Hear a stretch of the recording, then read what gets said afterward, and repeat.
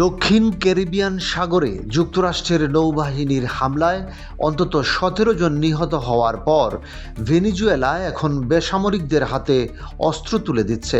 ভেনেজুয়েলার প্রতিরক্ষা মন্ত্রী ভ্লাদিমির পাদ্রিনো এই ঘটনাকে ঘোষণাহীন যুদ্ধ আখ্যা দিয়েছেন। প্রেসিডেন্ট নিকোলাস মাদুরো দ্রুতই বেসামরিকদের সমন্বয়ে গঠিত ন্যাশনাল বলিভারিয়ান মিলিশিয়াকে সক্রিয় করেন। 2009 সালে সাবেক প্রেসিডেন্ট হুগো চাভেজ এই বাহিনী গঠন করেন। বর্তমানে হাজার হাজার প্রবীণ নাগরিকও এতে যোগ দিচ্ছেন। 68 বছর বয়সী এডিথ প্যারালেস জানান, আমরা আমাদের দেশ রক্ষায় প্রস্তুত। যুক্তরাষ্ট্র দাবি করছে ভেনেজুয়েলা থেকে মাদকবাহী নৌযান যুক্তরাষ্ট্রের দিকে আসছিল। অন্তত 3টি নৌকা ধ্বংস করা হয়েছে, তবে ভেনেজুয়েলা বলছে এ হামলা সরাসরি দেশটির সার্বভৌমত্বে হস্তক্ষেপ।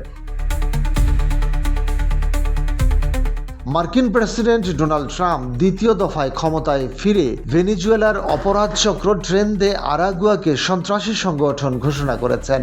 এ অজুহাতে তিনি যুক্তরাষ্ট্রে থাকা বহু ভেনেজুয়েলানকে বহিষ্কারও করেছেন।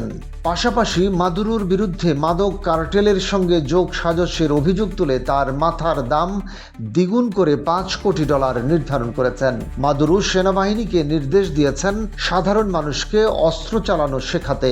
রাজধানী কারাকাস সহ বিভিন্ন এলাকায় ট্যাঙ্ক, রাশিয়ান রাইফেল ও পোস্টারের মাধ্যমে প্রদর্শনীমূলক প্রশিক্ষণ চলছে। 69 বছর বয়সী ফ্রান্সিসকো ওয়েহেদা বলেন, প্রয়োজনে প্রাণ দেব, তবু মাতৃভূমি রক্ষা করব। এমনকি বিড়ালও লড়াইয়ে নামবে। 67 বছর বয়সী গ্ল্যাডিস রদ্রিগেজ যোগ করেন, আমরা যুক্তরাষ্ট্রের কোনো আগ্রাসন মেনে নেব না। তবে বিশ্লেষক বেনিগনো আলারকন মনে করেন, এই মিলিশিয়াদের সামরিক দক্ষতার চেয়ে রাজনৈতিক প্রতিরোধ তৈরি মূল লক্ষ্য। তার ভাষায়, এদের মূল ভূমিকা হলো মানব ঢাল তৈরি করা। এতে যে কোনো মার্কিন পদক্ষেপের মানবিক মূল্য আরও বাড়বে। মাদুরো দাবি করেছেন 82 লাখেরও বেশি বেসামরিক নাগরিক ইতিমধ্যেই মিলিশিয়ায় যুক্ত হয়েছেন, তবে এই সংখ্যা বিশেষজ্ঞরা প্রশ্নবিদ্ধ বলে মনে করছেন।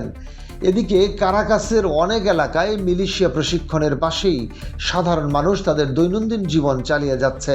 কেনাকাটা, বাজার করা কিংবা রাস্তায় পণ্য বিক্রি যেন যুদ্ধের কোনো হুমকি নেই। তবুও মাদুরোর সমর্থকরা দৃঢ় কণ্ঠে বলছেন, মাদুরোকে যদি কেউ আঘাত করে তবে পুরো পাড়া প্রতিরোধে নামবে।